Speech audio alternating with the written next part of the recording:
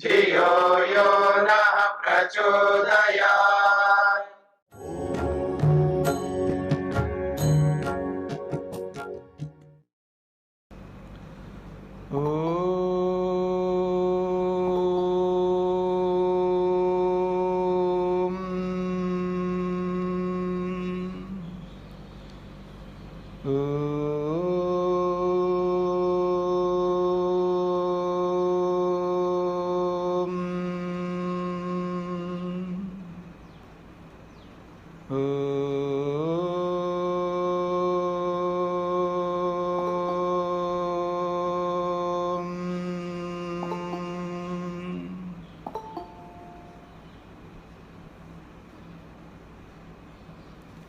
हाँ जी, मुंडकोपनिषद में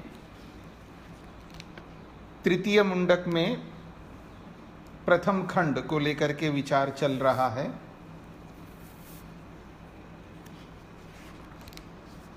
द्वा सुपर्णा सयुजा सखाय मंत्र को लेकर के विचार किया।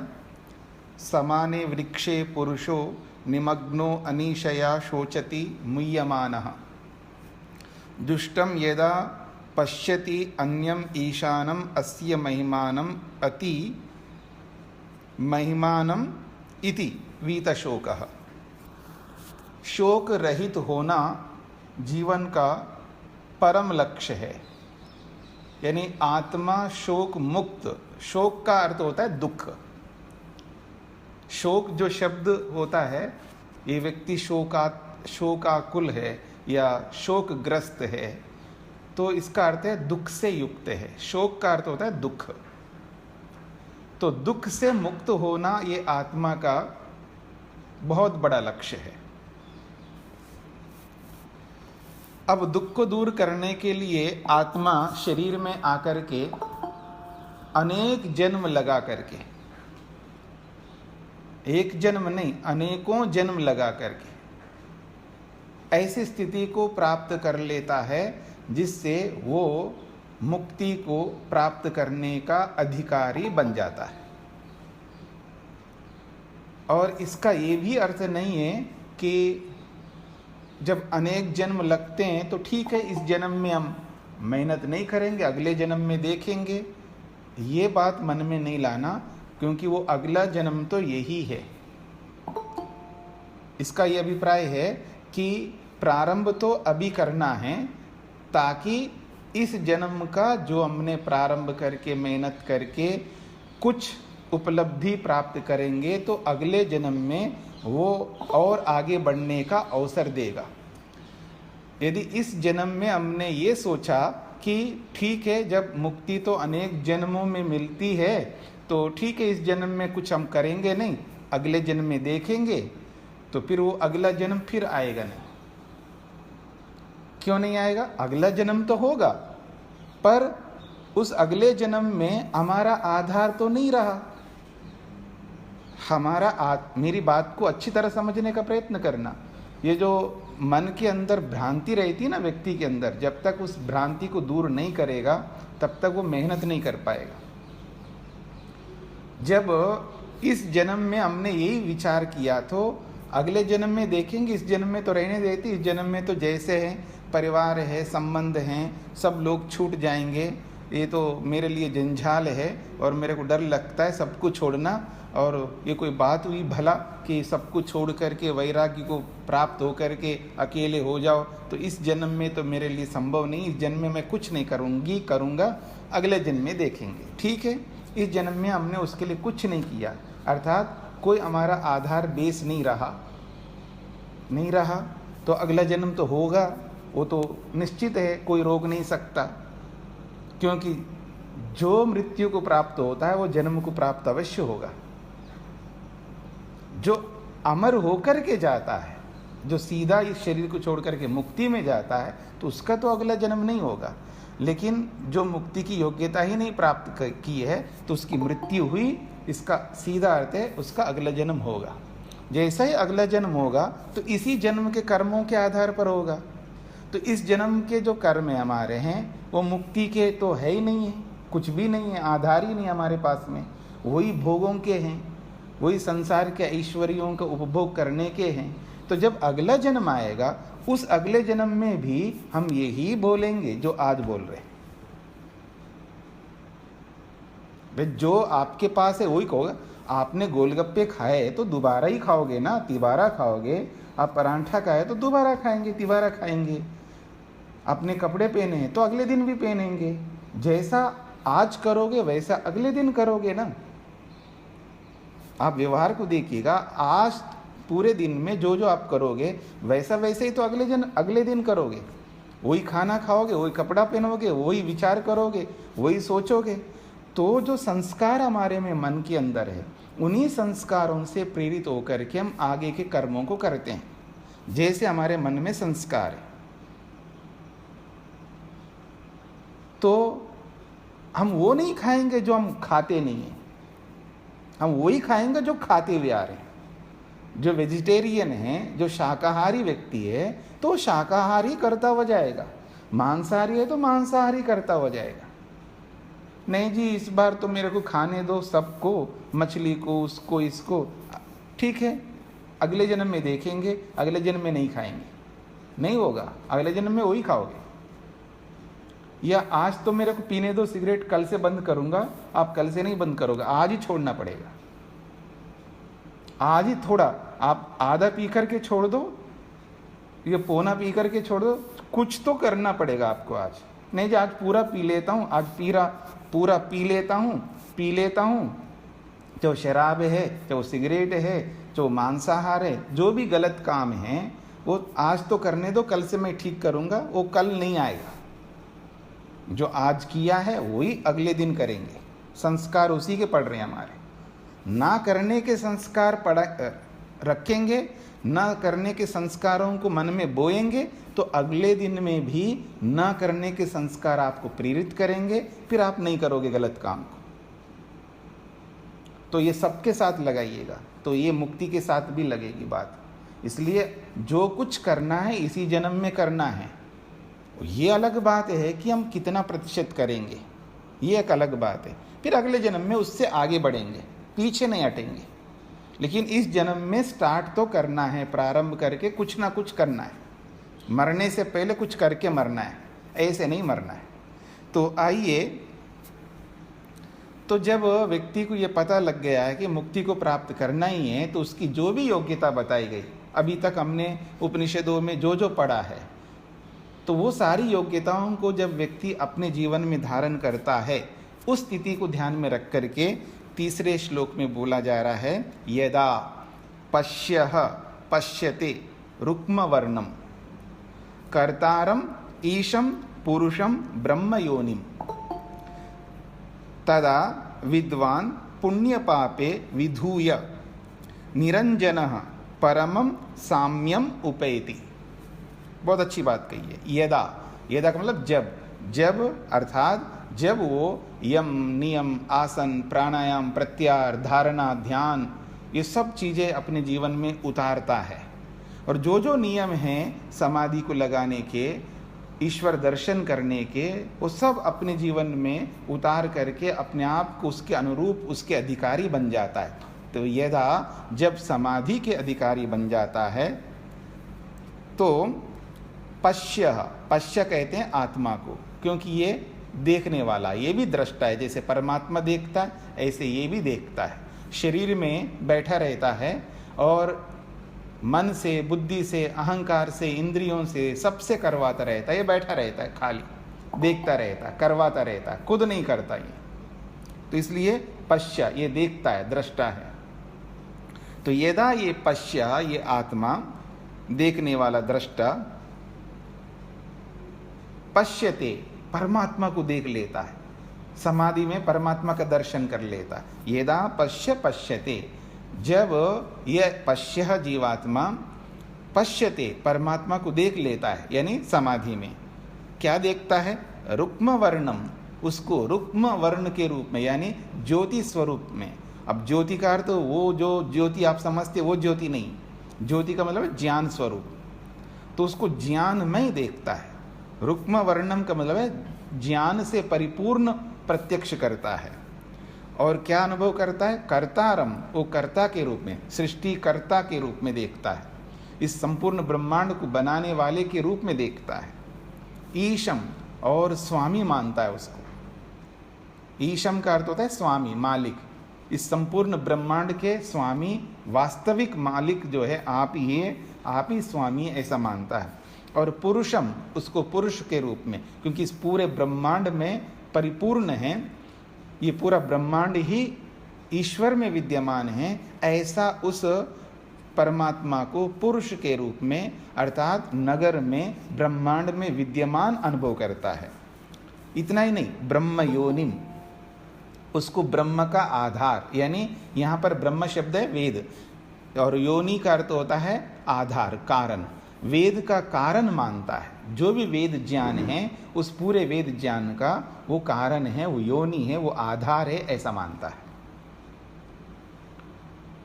जब ये सब मानता है, जानता है, ईश्वर का दर्शन प्रत्यक्ष करता है, तदा, उस स्थिति में जब परमात्मा को ज्ञान स्वरूप में, कर्ता के रूप में, स्वामी के रूप में, पुरुष के रूप में, वेद के आधार के रूप में जब देखता है, तदा, तब वो विद्वान हो जाता है। अर्थात अब उसके पास विद्या आ गई है, यथार्थ विद्या, वास्तविक विद्या उसके पास आ चुकी है। इसलिए वो विद्वान जो है क्या करता है, पुण्य पापे विधूया, अब पाप पुण्य से वो अपने आप को मुक्त करता है। विधूया का मतलब है धुल जाता है, पाप और पुण्य से धुल करके शुद्ध होता है। इसलिए कहा निरंजनः, वो शुद्ध हो जाता है। निरंजन का अर्थ होता है शुद्ध, पवित्र हो जाता है। पाप और पुण्य से वो अपने आप को हटाता है, क्योंकि ये जो पाप जो है ये तो हानिकारक है ही है, लेकिन ये पुण्य भी जो है ये भी हानिकारक है। ये कैसे, ये समझने का प्रयत्न करिएगा। देखिए, कोई चीज होती है तो अपेक्षा से होती है। नरक की अपेक्षा तो पुण्य जो है लाभकारक है, और मुक्ति की अपेक्षा पुण्य जो है हानिकारक है। बात को समझने का प्रयत्न करिएगा। नरक जो है ना, नरक दुख, यदि आपको कहा जाए कि आपको एक जेल के अंदर, एक कोठड़ी के अंदर बंद कोठड़ी है, चारों ओर से आप बाहर नहीं निकल सकते, उसमें डाल के रखेंगे जीवन भर, वो नरक है, तो आप पसंद करेंगे? सब कुछ उपलब्ध कराएंगे उसमें, उस कोठड़ी में जो जो चाहिए आपको सब मिलेंगे, लेकिन उसी कोठड़ी में मिलेंगे। अब बाहर नहीं निकल सकते, किसी को देख नहीं सकते, आपको भी कोई देखेगा नहीं। बस वो खिड़की ऐसी बना के रखी है, उसमें आपको सब पहुंचा देंगे, ना आप देख सकते हैं और ना वो देख सकते हैं। बस टीवी के माध्यम से देख लेना, जो कुछ भी उसी में देख लेना, बाहर नहीं निकल सकते। तो आप पसंद करेंगे? वो तो नरक है। उसकी अपेक्षा दूसरा ऑप्शन आपको दिया, विकल्प दिया, नहीं आप थोड़ा बाहर घूम सकते, इधर उधर आ सकते हैं, पूरे जेल के अंदर अंदर आप कहीं भी घूम सकते हैं, आप किसी से बात भी कर सकते हैं, किसी से मजाक भी कर सकते हैं, किसी से खेल सकते हैं, कुछ भी कर सकते हैं, अंदर सबके साथ घुल मिल करके सब रह सकते हैं, सबके सुख दुख में आप सब रहेंगे, आपको सब कुछ मिलेंगे। दोनों में से कौन सा आप स्वीकार करेंगे? यही स्वीकार करेंगे, स्वाभाविक बात है। अकेले रहने की अपेक्षा कुछ लोगों से तो मिलूंगा, कुछ हंसूंगा, खेलूंगा, कुछ खाऊंगा पीऊंगा, कुछ शेयर करूंगा अपने सुख दुख को, जो भी है। तो ठीक इसी प्रकार से नरक की अपेक्षा जो है, नरक की अपेक्षा पुण्य जो है लाभकारी है, क्योंकि उस पुण्य में आपको शरीर मिलता है, फिर कुछ दुख भोगेंगे, फिर बीच में कुछ सुख भोगेंगे, फिर दुख भोगेंगे, फिर सुख भोगेंगे, फिर जन्म होगा, फिर मृत्यु होगी, फिर जन्म होगा, फिर मृत्यु होगी। ये है आपका पुण्य। उस नरक की अपेक्षा तो ठीक है। अब मुक्ति जो है, अब मुक्ति में जो है ये झंझट नहीं होता है, बार बार जन्म लो, बार बार मृत्यु को प्राप्त करो, बार बार मूर्खताएं करो, बार बार दुख भोगते रहो और बीच बीच में सुख भोगते रहो। और मुक्ति में तो ना जन्म होगा ना मृत्यु होगी, और वहां सुख ही सुख है। वो निष्काम से मिलेगा, वो पुण्य से नहीं, निष्काम से मिलेगा। तो उस निष्काम की अपेक्षा से, मुक्ति की अपेक्षा से ये जो पुण्य है ये हानिकारक है, और उस नरक की अपेक्षा से ये पुण्य लाभकारक है। इसलिए बोला जा रहा है विद्वान जो है विवेकी होता है, विद्वान वैराग्यवान होता है, पुण्य पापे विधूया, अब इस पुण्य और पाप से अपने आप को धो लेता है। विधूया का मतलब है धुल करके शुद्ध हो जाता है, अर्थात उनको त्याग कर देता है। इसलिए कहा पुण्य पापे विधूया, पुण्य और पाप से पृथक हो जाता है, मुक्त हो जाता है, और निरंजनः बिल्कुल शुद्ध हो जाता है। अब केवल निष्काम कर्म करता है, अर्थात मुक्ति वाले ही कर्म करता है, बस केवल मुक्ति वाले। ऐसी स्थिति में वो क्या करता है, परम साम्यम उपैति, वो परम जो परम पिता परमात्मा है उसके साम्यम, साम्य का मतलब उसके समान अपने आप को बना लेता है, परमात्मा जैसा अपने आप को बना लेता है। अब परमात्मा जैसा का मतलब परमात्मा तो दुखों से मुक्त है, दुख रहित है, और अपने आप को भी वो दुख रहित बना लेता है। परमात्मा जो है शांत रहता, वो भी अपने आप को शांत रखता है। परमात्मा तृप्त रहता है तो वो भी तृप्त रहता है। तो परमात्मा जैसा अपने आप को बना लेता, ना कि परमात्मा बन जाता है। इसलिए कहा परमम साम्यम उपैति, परमात्मा उस परम उत्कृष्ट श्रेष्ठ परमात्मा के समान सा हो जाता है, यानी परमात्मा जैसा बन जाता है। ठीक है, तो ये पूरा हो गया आपका श्लोक। आगे बढ़ते हैं। चौथा श्लोक, प्राणः हि एषः यः सर्वभूतैः विभाति विजानन् विद्वान् भवते नातिवादी न अतिवादी नातिवादी, आत्मक्रीडः आत्मरतिः क्रियावान एषः ब्रह्मविदां वरिष्ठः। बहुत अच्छी बात कही है। कहा ही का मतलब निश्चय से, एषः यह एषः प्राणः, यह ये जो एषः वह यह प्राणः ये प्राण स्वरूप है, ये परमात्मा की बात हो रही है। वह ये जो है जिसको समाधि में देखता है वो कैसा है, प्राणः, वो प्राण स्वरूप है। क्योंकि अभी तो समाधि में बैठ कर के मैं परमात्मा का दर्शन तो कर चुका हूँ, लेकिन अभी तक शरीर में ही हूँ ना, शरीर में तो प्राण चाहिए। जब तक शरीर में रहूँगा तब तक प्राण चलते रहना चाहिए। तो इसलिए कहा यह एषः वह ये जो परमात्मा है वो प्राणों को देने वाला है, निरंतर में प्राण दे रहा है। सर्वभूतै विभाति, समस्त भूतों के माध्यम से वो प्रकाशित हो रहा है। सर्वभूतै का मतलब है पृथ्वी जल अग्नि वायु आकाश और सभी इंद्रियां, ज्ञानेन्द्रियां कर्मेंद्रियां मन अहंकार बुद्धि सूर्य चंद्र नक्षत्र समस्त भूत पदार्थ है, चाहे जड़ और चेतन, इन सब से विभाति प्रकाशित होता है। यानी परमात्मा को जानना है तो ये सब पदार्थ जो है परमात्मा को जनाने वाले हैं। देखिएगा जब वृक्ष को देखेंगे तो साधारण आदमी वृक्ष को वृक्ष के रूप में देखेगा। अगर वो फल वाला वृक्ष है तो ये फल देगा, खाऊंगा, या ये आश्रय देता है, धूप को बचाएगा, जो भी इसी रूप में देखेगा सामान्य रूप से। लेकिन वो वनस्पति विशेषज्ञ होगा तो वो अलग दृष्टि से देखेगा। देखने की दृष्टि जो होती है ना, हर व्यक्ति की एक जैसी नहीं होती है, अलग अलग दृष्टियों से देखता है व्यक्ति। तो जब उसको ये पता लग गया है कि ये जो प्राण स्वरूप परमात्मा है, ये प्राण स्वरूप परमात्मा सर्वभूतै विभाति, समस्त भूतों से प्रकाशित होता है, यानी सारे भूत उसको प्रकाशित करते हैं। जब कोई योगी व्यक्ति किसी भी वस्तु को देखता है तो उसमें परमात्मा को देखता है, परमात्मा की लीला को देखता है, परमात्मा की रचना को देखता है। जैसे एक साइंटिस्ट, एक वैज्ञानिक किसी चीज को देखता है तो वो किस दृष्टि से देखता है, वो जो दृष्टि है वो अलग होती है। ऐसे योगी की जो दृष्टि होती है तो सब जगह आत्मा को, परमात्मा को देखता है, यानी परमात्मा की लीला। आज ये जो वस्तु इतनी सुंदर दिख रही है, ये जो वस्तु चल पा रही है, ये वस्तु मेरे को सुख दे पा रही है, इसके पीछे ईश्वर कारण है। तो सब में वो ईश्वर को देखता है।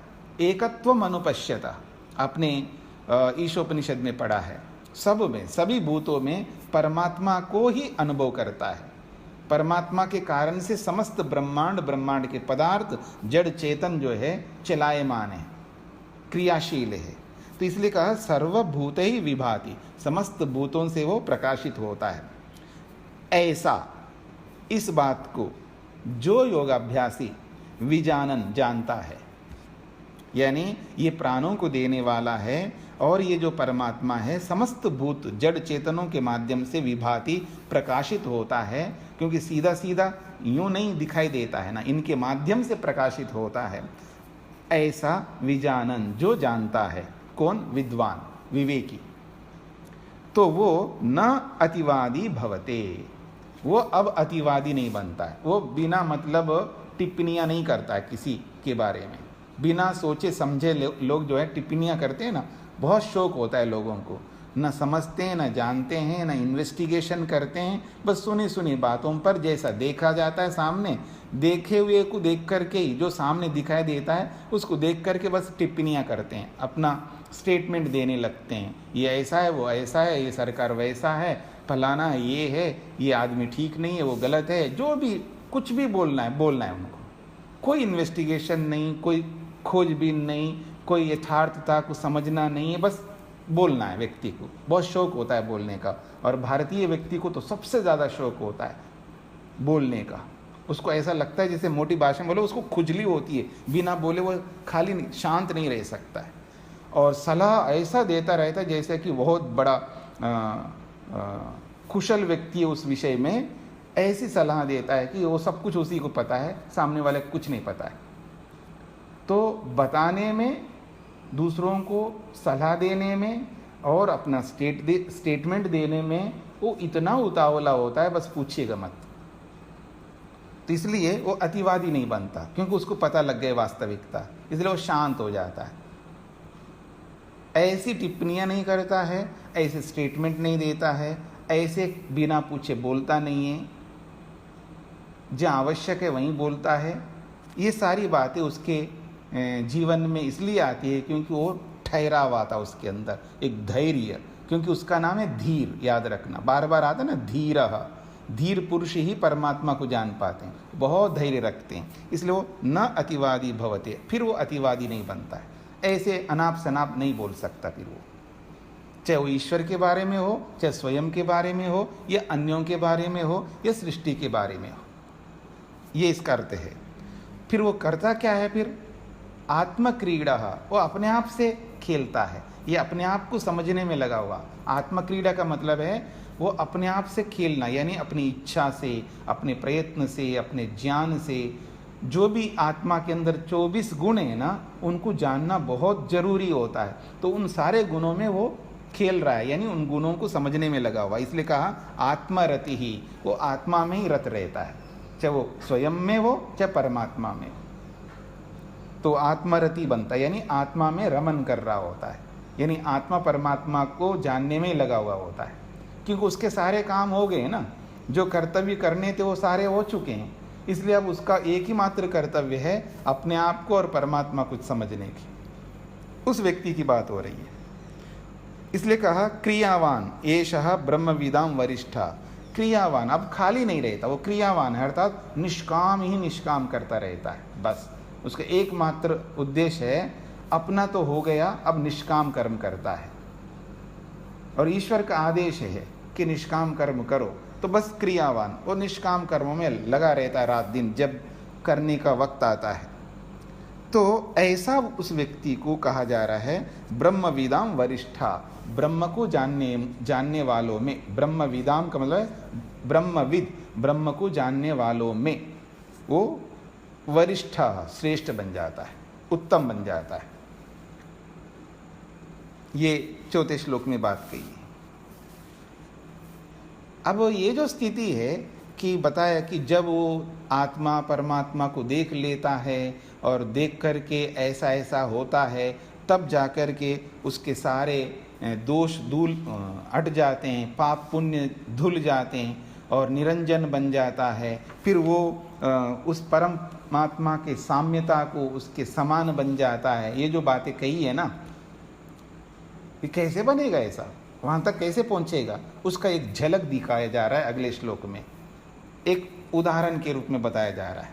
वो कह रहे हैं सत्येन लभ्यः तपसा ही एष आत्मा सम्यक ज्ञानेन ब्रह्मचर्येण नित्यम अंतः शरीरे ज्योतिर्मयः ही शुभ्रः यम पश्यन्ति यतयः क्षीण दोषाः। बहुत अच्छी बात कही है। तो जिसको भी परमात्मा मिल जाता है, यानी यूं कहूं जो भी समाधि लगा पाता है, जिसकी भी समाधि लगती है, वो किसकी लगती है? तो कहा सत्येन, सत्य से, सत्येन लभ्य, वो सत्य से ही प्राप्त होता है। फिर कहा तपसा, तपस्या से प्राप्त होता है। ही निश्चित रूप से सत्य से लभ्य प्राप्त होता है, तपस्या से ही प्राप्त होता है। एषा, कौन है वो प्राप्त होने वाला? एषा आत्मा, ये जो परमात्मा है, ये सत्य से तपस्या से प्राप्त होता है। फिर बोला सम्यक ज्ञानेन, यथार्थ, सम्यक ज्ञान का अर्थ है यथार्थ ज्ञान से, यानी विवेक से, वैराग्य से। और एक बात की, ब्रह्मचर्येण, ब्रह्मचर्य से प्राप्त होता है। इसलिए महर्षि पतंजलि ने योग में ये सारी बातें लिखी हैं विस्तार से कि पूर्ण ब्रह्मचर्य, पूर्ण अहिंसक, पूर्ण सत्यवादी, ये सबके साथ पूर्णता दिए। और ये जो पूर्ण शब्द है, ये बहुत ही विशेष शब्द होता है। और स्वामी दयानंद सरस्वती जी ने पूर्ण शब्द का बहुत प्रयोग किया है जगह जगहों पर। तो पूर्ण शब्द का अर्थ ऐसे नहीं समझना है कि जो व्यक्ति समझा करते हैं। पूर्ण विद्वान का मतलब है पूरी विद्या, दुनिया में जितनी भी विद्या है वो सारी विद्या उसको आ जाए तभी उसको मुक्ति होगी। तो ये तो कभी 3 काल में संभव नहीं है। तो फिर पूर्ण विद्वान कैसे बनेगा? पूर्ण विद्वान का अर्थ यही है कि परमात्मा को प्राप्त करने के लिए जितनी विद्या चाहिए, या मैं ये कहूँ अविद्या को समाप्त करने के लिए जितनी विद्या चाहिए, अपने क्लेशों को नष्ट करने के लिए जितनी विद्या चाहिए, मुक्ति की योग्यता के लिए जितना ज्ञान चाहिए, वो पूरी, ना कि दुनिया भर का ज्ञान। मुक्ति के लिए जो जो आवश्यक है वो सारी की सारी प्राप्त करनी होगी, और वो सबके लिए बराबर होगी। इसलिए मैं एक बात कहा करता हूँ, किसी को कितना समझ में आता है वो अलग बात है। ब्रह्मा से लेकर स्वामी दयानंद पर्यंत जितने ऋषि लोगों ने ईश्वर को प्राप्त करने के लिए जो मेहनत किए होंगे, वो सारे के सारे मेहनत हमें करने। आज करो, कल करो, अगले जन्म में करो, 100 जन्मों में करो, कभी ना कभी करो, वही सारे काम करने होंगे। वैसे ही वैराग्य को प्राप्त करना होगा, वैसे ही जीवन में सत्य आदि सबको लाना होगा, वैसे ही परोपकार करना होगा, सब वैसे ही करना है। ईश्वर को प्राप्त करने के लिए सबके लिए एक ही नियम है, इसमें कोई शॉर्टकट नहीं है, याद रखना। ये कोई बहाना नहीं चलेगा कि मैं गृहस्थी हूँ, मैं वानप्रस्थी हूँ, मैं सन्यासी हूँ, मैं वो हूँ, मैं ये हूँ, मेरे को कुछ तो मिलना चाहिए। कुछ नहीं, सबके लिए एक जैसा है। आप किसी भी आश्रम में रहो, आप कहीं भी रहो, किसी भी वर्ण में रहो, योग्यता सबके लिए बराबर है। जैसे आईएएस बनने के लिए जो योग्यता सरकार ने निश्चित की है, आईपीएस बनने के लिए या इंजीनियर बनने के लिए जो भी आजकल जो भी योग्यता निश्चित की है, उसको पूरा करना पड़ता है। तो वो पूरा अगर हम नहीं करेंगे तो नहीं मिलने वाला है। तो इसलिए कहा सत्य से, तपस्या से, विवेक वैराग्य से, ब्रह्मचर्य से। मैं बोल रहा था ब्रह्मचर्य, अब ब्रह्मचर्य का मतलब पूर्ण ब्रह्मचर्य। अब पूर्ण ब्रह्मचर्य का मतलब समझ लीजिएगा।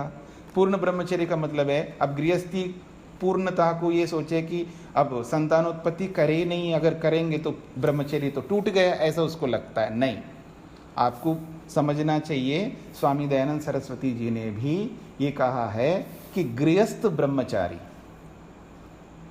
गृहस्थ में रहते भी उसको ब्रह्मचारी बोला है। एक तो विद्यार्थी को बोलते हैं ब्रह्मचारी, यानी जो अविवाहित है, जिसने ब्रह्मचर्य का पालन किया है, अर्थात जिसने रज और वीर की रक्षा की है, उसको ब्रह्मचारी कहते हैं। अब गृहस्थ ब्रह्मचारी का मतलब है संतान के लिए ही प्रयोग करते हैं, उसके अलावा नहीं करते हैं। हाँ, याद रखना। इसलिए वेद कहता है 10 संतानों तक पैदा कर सकते हैं आप, ये वेद कहता है। तो जितनी संतान उतने बार प्रयोग, उसके बाद नहीं। ये आदमी को समझ में आता नहीं है या आती नहीं है, जो भी बात है वो अलग बात है। उसको समझ में तब आ जाएगा जब इसके अंदर प्रवेश करेगा। तो पूर्ण ब्रह्मचर्य का मतलब ये है, यानी ब्रह्मचर्य का पालन करना होगा। महर्षि पतंजलि कहते हैं ब्रह्मचर्य प्रतिष्ठायाम वीर्य लाभा, वहाँ पूर्णता ही बताई है वहाँ पर।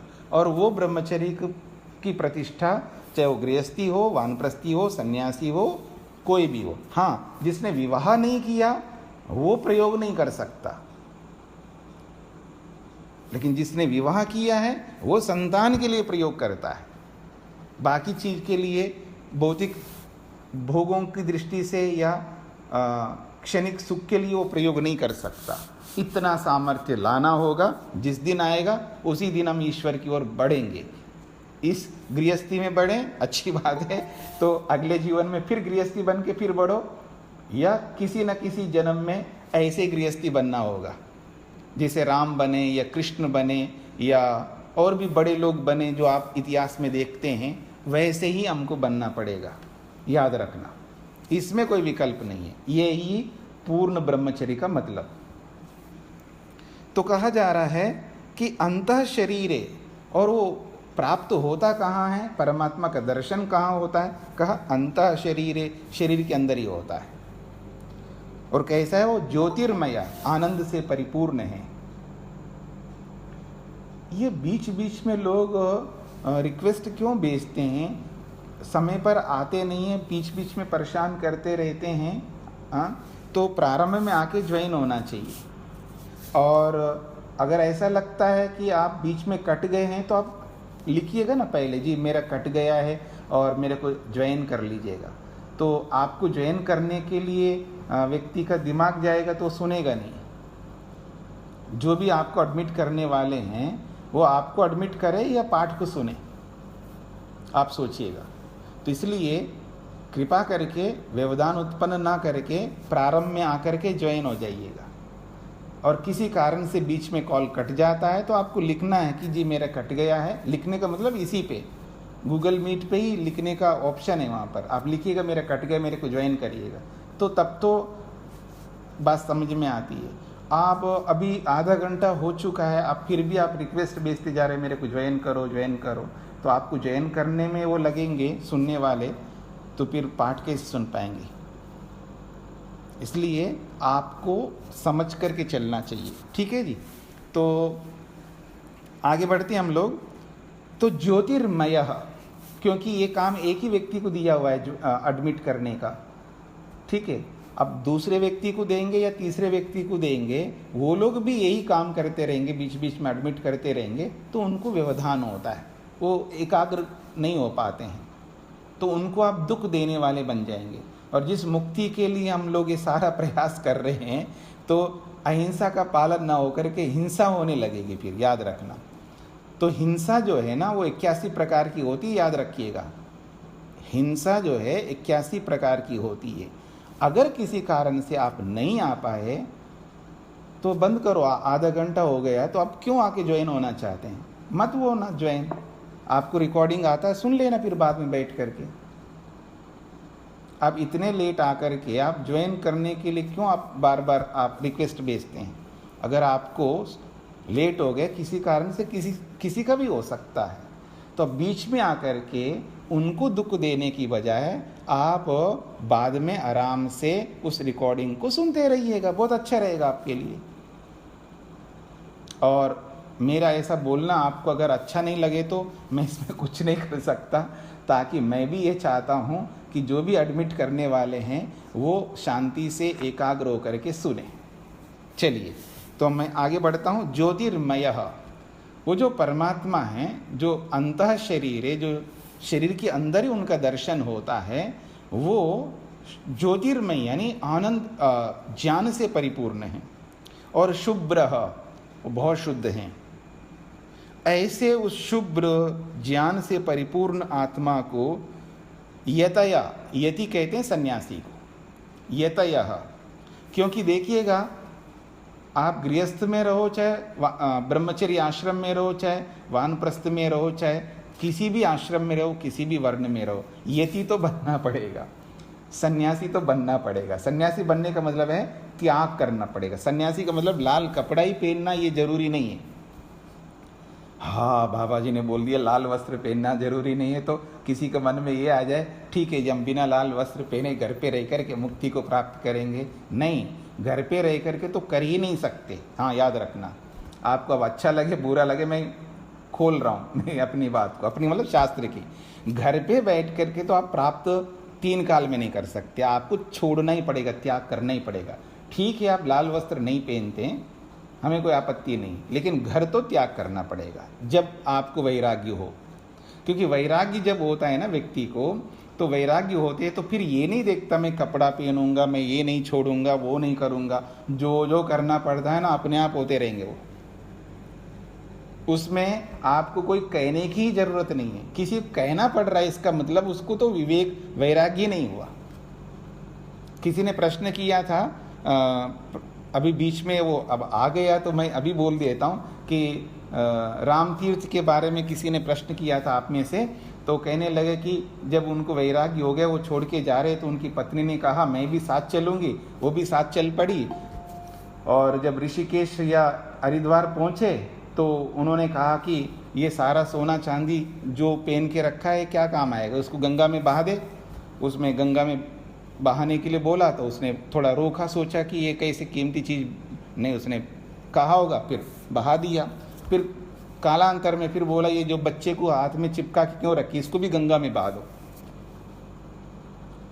फिर उसने बहाया नहीं, फिर वो दुखी होकर के निकल गई होगी। ये बहुत सारी बातें कहानियाँ जो सुनते हैं, पहली बात इस बात को समझने का प्रयत्न करिए, जो महापुरुष होते हैं उनके बारे में जो उनकी जीवनियाँ जो लिखते हैं, जैसे सुनी होती हैं आधी अधूरी लिख देते हैं, एक बात। दूसरी बात ये होती है महापुरुष को महिमा मंडित करने के लिए कुछ ऐसी बात भी लिख देते हैं, उनको ऐसा लगता ऐसा लिखेंगे तो उनकी महिमा और बढ़ेगी। उनको ये समझ में नहीं आता है उनके बारे में गलत लिख करके उनकी महिमा को हम कम करेंगे। ये सभी महापुरुषों के साथ में है। ये सभी महापुरुष हैं, जितने भी महापुरुष, चाहे वो नानक है या कबीर है, चाहे वो कोई भी संत है, जो बड़े बड़े संत हुए हैं, वो हमारे लिए सबके लिए आदरणीय हैं। उनके जीवन से हम कितनी प्रेरणा लेकर के अपने जीवन में आगे बढ़ सकते हैं। हर संत में बहुत विशेषताएं थी। तो उन महापुरुषों के बारे में जो लेखक लोग उनकी जीवनियाँ लिखते हैं, वो सुनी हुई बातें लिखते हैं, अथवा उनको जो सूझता है जो भी लिखते हैं। क्या उस महापुरुष ने खुद ने लिखी है जीवनी, तब तो प्रमाणिक हो जाएगा। अब कोई भी लिखता है तो उसको प्रमाण कैसे मानेंगे। और कई बार गलत बात भी लिख देते हैं। वो ऐसा लिख देते हैं जैसे कि ऐसा लगता है कि उनकी महिमा हो रही, वो महिमा नहीं हो रही है उनकी। तो बुद्धिमान लोग तो सोचते हैं ये ऐसा थोड़ा महापुरुष होता है। अब राम तीर्थ के बारे में लिखा, अब कौन ऐसा बुद्धिमान स्वीकार करेगा बच्चे को गंगा में बहने के क्या मतलब है। बच्चा छोड़ दीजिएगा, सोना चांदी को भी गंगा में डालने का क्या मतलब है, तो कॉमन सेंस की बात है, ऐसा बुद्धिमान सोचेगा। ठीक है, आप वैराग्यवान बन गए हो और वो उनको भी आप वैराग्यवती बनाना चाहते हो, उसको त्याग करवाओ सोना चांदी, लेकिन गंगा में नहीं बेवाओ। जिसको जरूरत हो गरीब आदमी को उसको दे दो, उसका कल्याण हो जाएगा। क्या ये विवेक नहीं बोलेगा। भाई किसी पत्थर के ऊपर दूध चढ़ा दो, दूध उसमें बहाते जाओ, तो बुद्धिमान कहेगा ना भाई उस पत्थर के ऊपर दूध ना बहा करके किसी जरूरतमंद बच्चे को पिला दो। भगवान थोड़ा ऐसा कहेगा। ये तो सामान्य कॉमन सेंस की बात है। तो ऐसी बहुत सारी बातें महापुरुषों के ऊपर लिखते हैं। मेरे को भेजा है प्रश्नकर्ता ने कि सोना चांदी को गंगा में बहा, राम तीर्थ जी ने उसमें डलवाया। पता नहीं उन्होंने बोला नहीं बोला। अगर लेखक लोगों ने इसे अपनी मर्जी से लिख दिया तो बिल्कुल गलत बात है। अगर राम तीर्थ जी ने बोला है तो अब मैं उनके बारे में क्या बोल सकता हूँ। अगर मान लो उन्होंने ही बोला, थोड़ी देर के लिए मान भी ले, तो फिर गलत बोला है। ऐसे तो हो नहीं सकता। बड़े लोग ऐसे तो नहीं कर सकते छोटी छोटी बात। साधारण लोग भी जिस बात को समझ सकते हैं, तो ऐसे बड़े लोग कैसे समझेंगे। तो कई बार गलत बात भी ऐसे बोल करके उन महापुरुषों को महिमा मंडित करवाने के लिए, देखो कितने बड़े त्यागी है, सोना चांदी को भी गंगा में बहा दिया है, क्या त्याग है, ऐसा दिखा करके उनकी महिमा मंडित कर रहे हो या उनका इंसल्ट कर रहे हो आप। ऐसा नहीं करना चाहिए। और भी बहुत सारी बातें ऐसे स्वामी दयानंद सरस्वती जी के ऊपर भी उनकी जीवनी में आप पढ़ेंगे ना, ऐसे ऐसे बेतुकी बातें उनके साथ जोड़ दिए हैं लेखक लोगों ने, कोई मतलब नहीं होता ऐसे।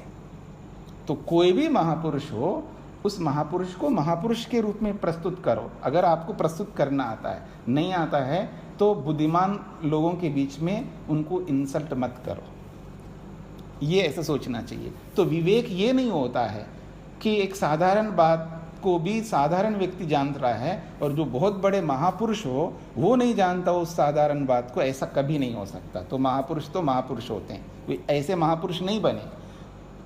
उन्होंने बहुत त्याग किया है और यथार्थता में बहुत आगे बढ़े हैं। ठीक है, हर व्यक्ति के जीवन में कुछ और विषय होते हैं, उनको जैसी विद्या उस समय मिली है उसके आधार पर और वो आगे बढ़ कर के महापुरुष बने। इसलिए आज उनकी पूजा हम करते हैं, उनका सत्कार करते हैं, उनको नमन करते हैं, उनको याद करते हैं। इसका ये मतलब नहीं है उनके नाम से गलत बात उनके साथ जोड़ करके फिर उसको महिमा के रूप में हम देखें, ऐसा कभी किसी को नहीं करना चाहिए। चलिएगा, तो ये बीच में आपको बोल दिया है, स्मरण आ गई तो यथया इस पर विचार चल रहा था। यति का मतलब है त्यागी, जिसको जब विवेक वैराग्य होता है वो सब त्याग कर देता, तब उसको यति कहते हैं। वो यति जो है यम पश्यन्ति, जिस परमात्मा को देखते हैं वो परमात्मा ऐसे ऐसे स्वरूपों वाला है। और ये वो कब देख पाते हैं, क्यों वो यति बनते हैं? क्योंकि क्षीण दोषाः, वो अपने सारे के सारे दोषों को क्षीण कर लेते हैं, नष्ट कर देते हैं। उनके जीवन में काम, क्रोध, लोभ, मोह, ईर्ष्या, अहंकार कोई दोष नहीं होते।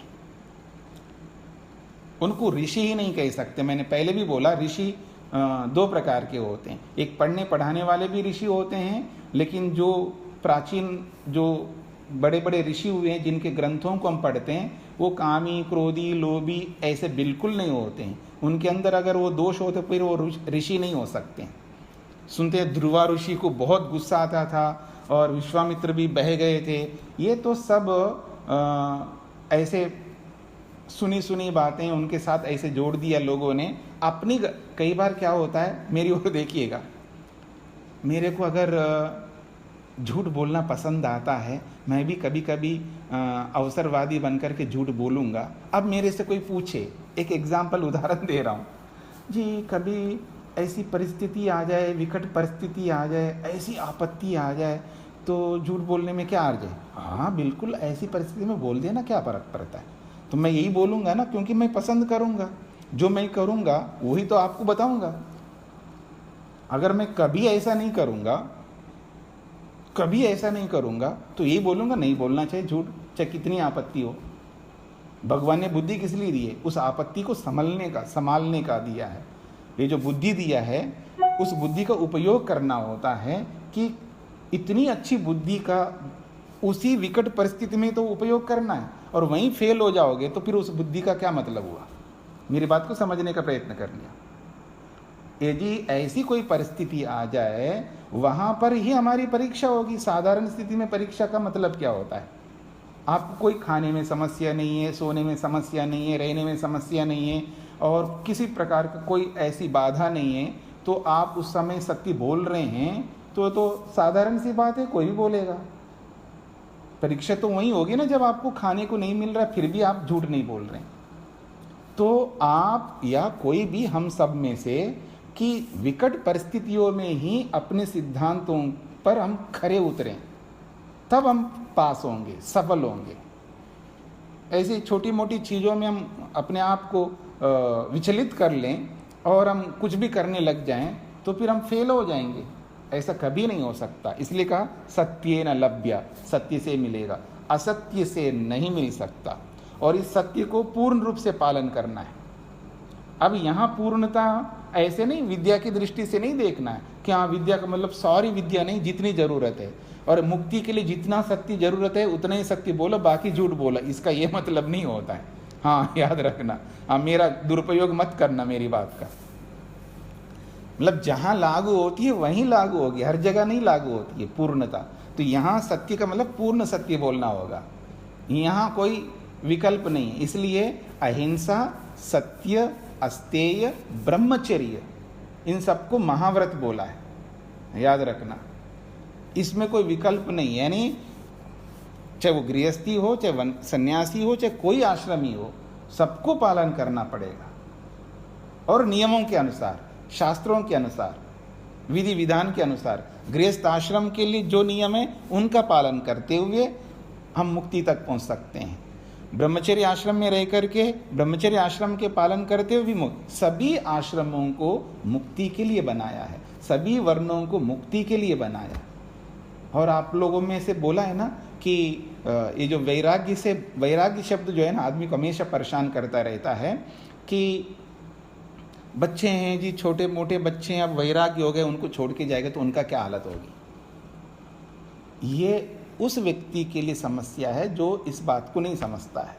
होता क्या है, आप पढ़े लिखे नहीं और मैं पढ़े लिखे नहीं और दोनों ने शादी कर लिया, उदाहरण दे रहा हूँ, अब तो भुगतना पड़ेगा, दुख भोगने ही पड़ेंगे। तो जो मुक्ति को प्राप्त करने जा रहा है वो व्यक्ति, तो ऐसे व्यक्ति से क्यों शादी करें जो अनपढ़ है। मतलब गुण कर्म स्वभाव बराबर होने चाहिए ना। पढ़े लिखे से शादी करो, समझदार से शादी करो, और जब शादी की जाती है ना, सारी बातें होती पहले। हमारा जो बंधन है ये 7 जन्मों का नहीं है, जब तक वैराग्य नहीं होता तब तक है, ये बताया जाता है। ये आपको नहीं बताया तो ना बताने वालों का दोष है। ये जितने भी हम साथ में रहने का जो है ना अग्रीमेंट हमारा, याद रखना, हम सबका साथ में रहने का जो अग्रीमेंट है ये केवल तब तक है जब तक वैराग्य नहीं होता है। ये वास्तविकता है। ये शादी करते समय, जो बंधन में बांधते समय जो मंत्र होते हैं, शादी यहाँ जो होती है, ये सारी बातें हमें बतानी होती है, कोई नहीं बताता है। बस आपकी रहते, जल्दी करो पंडित जी, जल्दी करो जल्दी करो। आप खाने के लिए इतना टाइम लगाते हैं, कपड़ों के लिए इतना टाइम लगाते हैं, तैयार होने में इतना टाइम लगाते हैं, और चीज़ों में पता नहीं घंटों समय लगाते हैं। और शादी के जो फेरे हो ना, भारत का आदमी जीवन में एक बार शादी करता है। वो यूरोपियन नहीं है या अमेरिकन नहीं है कि ये कौन सी शादी है जी आपकी, 10वीं 15वीं या कौन सी शादी है। ऐसी शादी तो आप करते नहीं है, बार बार घड़ी घड़ी पतियों को बदलते हो।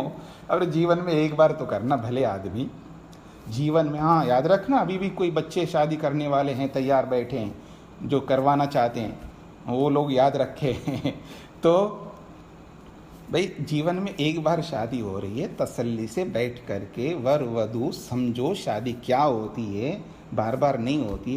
किसी को फुर्सती नहीं है उस शादी को समय, बस जल्दी जल्दी फेरे करवा लो पंडित जी।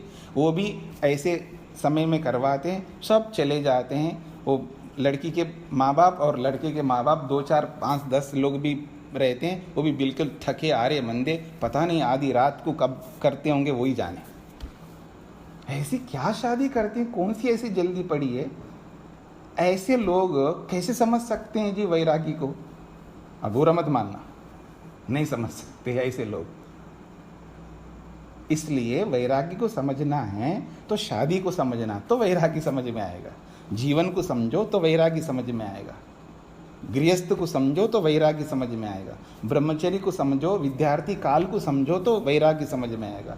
एक एक आश्रम को समझो तो आपको वैरागी समझ में आएगा। वैरागी ऐसे नहीं समझ में आएगा किसी को, इसलिए नहीं समझ में आता है लोगों। इसलिए जो जिसको वैरागी होता है तो उसको तो बस दोष ही देंगे। ऐसे स्वामी दयानंद को भी दोष देते हैं, वो माता पिता की सेवा नहीं किया इसलिए उसके जीवन में ये रह गया, ये गलती रह गई। अब उनको पता ही नहीं है सेवा का क्या मतलब होता है, माता पिता का क्या मतलब होता है, ना पढ़ा ना लिखा, कुछ नहीं, और स्टेटमेंट दे दिया। अभी बोल रहे ना, अतिवादी बन जाता आदमी। ठीक है जी, ऐसे अतिवादी हमको नहीं बनना है। हमको नहीं पता है तो कुछ मत बोलो, और पता है तो बोलो। और पता का मतलब सुनी सुनी बात नहीं, खुद आप इंजीनियर बनो, फिर इंजीनियरिंग के बारे में स्टेटमेंट दो। अब डॉक्टर बन करके मेडिकल के बारे में स्टेटमेंट दो। अब जो फैक्ट्री चलाते हो तो जो नहीं चला रहा है फैक्ट्री, उस फैक्ट्री के बारे में, उस मालिक के बारे में, उन कर्मचारियों के बारे में अगर स्टेटमेंट देना है तो उसको पूरा समझो, थ्योरी पूरी पढ़ लो उसके बारे में। फिर उस मालिक को, उस फैक्ट्री वाले को, उस दुकानदारी को, जिस किसी को भी कुछ बोलना हो तो जान करके बोलो, ऐसे नहीं बोलो। वो बेचारे मेहनत कर रहे हैं, पुरुषार्थ कर रहे हैं और सबकी व्यवस्था कर रहे हैं और उसको कुछ भी बोल दो आप। ये क्या है? स्वतंत्रता है जी बोलने का। स्वतंत्रता का ये नहीं मतलब होता है कुछ भी बोलना है हमको। तो इसलिए हर चीज़ को हमें समझना होता है। हाँ जी ये बड़े हो गए जी, अब उम्र आ गई जी शादी करो, ऐसे थोड़ा शादी होती है। उम्र से शादी नहीं होती है, याद रखना। स्वामी शास्त्र कहता है अगर उस 2 आश्रम ऐसे हैं बिना योग्यता के उसमें प्रवेश ही नहीं हो सकता। ब्रह्मचारी बनना, स्टूडेंट बनना अनिवार्य है, इसमें कोई योग्यता नहीं चाहिए। उसको विद्यार्थी तो बनना ही बनना है, ब्रह्मचारी तो बनना ही बनना है। अब ब्रह्मचारी बन के विद्या प्राप्त कर लिया, अब गृहस्थ में जाना और ना जाना ये अधिकारी बनने पर है। बस ऐसे नहीं बस उम्र हो गए तो गृहस्थ में जाएगा, ऐसा नहीं है। गृहस्थ की एक बहुत बड़ी योग्यता होती है, जब तक उस योग्यता को प्राप्त नहीं करेगा तो गृहस्थ में जा नहीं सकते। अब गृहस्थ में गया है तो गृहस्थी कर्तव्य पूरे हो गए तो वानप्रस्थ में जाना अनिवार्य है, उसमें कोई विकल्प नहीं है। फिर वानप्रस्थ से संन्यास में जाना वो योग्यता के ऊपर है। तो 2 आश्रम एक ऐसे हैं जिसमें जाना अनिवार्य है। एक ब्रह्मचारी बनना, ब्रह्मचर्य आश्रम में प्रवेश करना सबके लिए अनिवार्य है। वानप्रस्थ आश्रम में जाना सबके लिए अनिवार्य है। गृहस्थ आश्रम में और संन्यास आश्रम में बिना योग्यता के प्रवेश कोई नहीं कर सकता। इसलिए हमको वैराग्य समझ में नहीं आता है। पूछ लेना जो पूछ लेना वैराग्य के बारे में प्रश्न, दिमाग में मत रखना, बाद में दुखी नहीं होने का। हाँ, अब प्रसंग चल रहा है तो पूछ लो जो पूछना है, शास्त्र तो बाद में पढ़ लेंगे, कोई बात नहीं। जिस किसी हाँ जी और आसक्ति में कितना फर्क है? देखिए आसक्ति का मतलब जी, देखिए आसक्ति तो अविद्या के साथ होती है ना, और वैराग्य विद्या के साथ होता है। जहाँ अविद्या है, मूर्खता है, वहाँ आसक्ति होती है, और जहाँ विद्या है, यथार्थ ज्ञान है, वहाँ वैराग्य होता है। ये फर्क है। जनक भी रहे थे उनके साथ, राज्य भी करते थे। कौन जी? जनक, महर्षि जनक जी जी, वो राजमहल संभालते थे और विदेह भी थे जी। वो परिस्थिति विशेष में एक ही थे, वो ऐसे ही एक राजा जनक या अश्वपति राजा ऐसे 1-2 ही थे, बाकी सब लोगों को छोड़ना ही पड़ा। अब राजा जनक उस वक्त में योग्यता दूसरों में नहीं है, तो हर किसी को राज्य नहीं सौंपा जाता है ना। मेरी बात को समझने का, राजा अश्वपति भी ब्रह्मवेत्ता थे, तो भी उनको राज्य करना पड़ा, इसलिए क्योंकि उस समय कोई विकल्प नहीं था। हर किसी को ऐसे मान लीजिएगा कोई फैक्ट्री चलाता हो, अब वो बुजुर्ग हो गया है या रिटायरमेंट लेना है उनको, अब हर किसी को हाथ में थोड़ा देगा फैक्ट्री। जैसे टाटा के जो मालिक है ना, वो सौंपते हैं ना किसी को, हर किसी को थोड़ा सौंपते हैं, वो योग्य व्यक्ति को सौंपा है उन्होंने। ऐसे ही तो उस समय राजा जनक के समय में कोई ऐसा योग्य नहीं रहा होगा, इसलिए उन्होंने नहीं सौंपा। बाकी सारे राजा लोग, चाहे श्री रामचंद्र हो, श्री कृष्ण हो, ये सब लोगों को छोड़ करके जाना पड़ा, सबको वानप्रस्थ लेना पड़ा जी। और पूछिएगा। स्वामी जी, दोनों में से एक को वैराग्य होता है, दूसरे को नहीं होता है, तो क्या परिस्थिति पैदा हो? तो इसमें क्या परिस्थिति है? जिसको वैराग्य होता है वो छोड़ करके जाता है जी, नमस्ते करके। और क्या है? वो तो बोला भाग गया, जवाबदारी करके पलायन हो गया। नहीं, वो कुछ भी सोचे, ऐसा नहीं। कुछ भी का मतलब है, देखिए जो अविद्या से युक्त होकर के जो सोचता है तो उसका तो इलाज नहीं है, और विद्या से सोचे तो फिर उसका हम समाधान करेंगे। भाई अब मान लो उनको तो दुख हो रहा है क्योंकि उनके पास मोह है, चाहे वो पति हो चाहे पत्नी हो, दोनों में से कोई एक। भाई एक प्रश्न है, हाँ जी, प्रश्न है कि ये पढ़ाई किया हमने, ज्ञान प्राप्त किया, वैराग्य भी हुआ, और अगला जन्म में साथ में चलता है अगर मुक्ति नहीं होती है तो। लेकिन अगर अगला जन्म मनुष्य का नहीं मिला तो फिर इसका क्या होता है? हाँ, ये ऐसा हो नहीं सकता कि आपने अच्छे कर्म किए और वैराग्य भी हो गया है और मृत्यु हो गई तो अगला जन्म मनुष्य का नहीं मिले, ऐसे कैसे हो सकता? ईश्वर इतना अन्यायकारी नहीं होगा। जब आप प्रश्न करके फिर म्यूट करके रखना और उत्तर सुनेंगे तो सबको व्यवधान नहीं होगा। फिर प्रश्न करना है, फिर म्यूट खोल के प्रश्न करेंगे। जी जी हाँ, अब किसी और का प्रश्न आप खूब।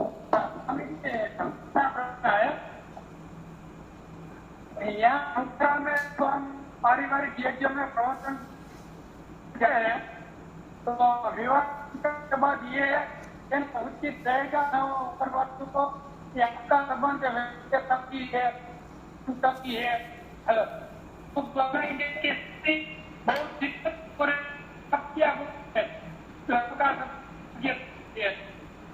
योगेश जी, ऐसा है कि आप जब बोल रहे हैं तो आपकी कोई भी बात किसी को नहीं सुनाई दे रही है। स्पष्ट आप क्या बोलना चाह रहे हैं हमें भी नहीं सुनाई दे रहा है। या तो आपका माइक्रोफोन ठीक नहीं है अथवा नेटवर्क ठीक नहीं है। कभी कभी तो आपका बहुत अच्छा समझ में आता है सुनने में, और अक्सर जो है आपकी आवाज़ स्पष्ट नहीं आती है, इसलिए मैंने आपको म्यूट कर दिया है। जी, तो आप पहले अपना माइक्रोफोन को, अपने नेटवर्क को देख लीजिएगा, क्योंकि कभी कभी तो बहुत अच्छा सुनाई देता है आपका, और अभी जो भी बोल रहे थे बिल्कुल नहीं स्पष्ट हो रहा था और किसी को नहीं समझ में आया, मेरे को भी नहीं आया। जी, और किसी का प्रश्न आप पूछ लो, जो पूछ लेना वैराग्य के बारे में, फिर बार बार आपको नहीं पूछना पड़े। अब चल रहा है तो चल रहा है, पूछ लीजिएगा। आचार्य हाँ जी स्वामी जी, जी धन दौलत और किसी को देना चाहिए, बच्चों को देना चाहिए? हाँ, बड़ा अच्छा प्रश्न किया है बहुत अच्छा प्रश्न किया है। हमारे गुरुजी ने एक बात कही थी कि बहुत पहले की बात है कि हमारे गुरुजी के पास आकर के किसी ने शिकायत किया, जी क्या करूं जी, मैंने अपने 4 बच्चों को पढ़ाया लिखाया बड़ा किया, सबको सेटल किया है, सब अच्छे ढंग से रह रहे हैं, कोई इंजीनियर बन गए, कोई डॉक्टर बन गए, कोई कुछ और बन गए, ऐसे 4 बच्चे हैं। तो हवन नहीं कर रहे हैं जी, संध्या करने के लिए बहुत बोल बोल के थक गया हूँ जी, ये किया जी वो किया है जी, वो मानते नहीं बात को। तो हमारे गुरुजी ने उनको एक सलाह दी है, उनकी बातें मैं आपके सामने पहुँचा रहा हूँ, ये अलग बात है अपने शब्दों में पहुँचा रहा हूँ।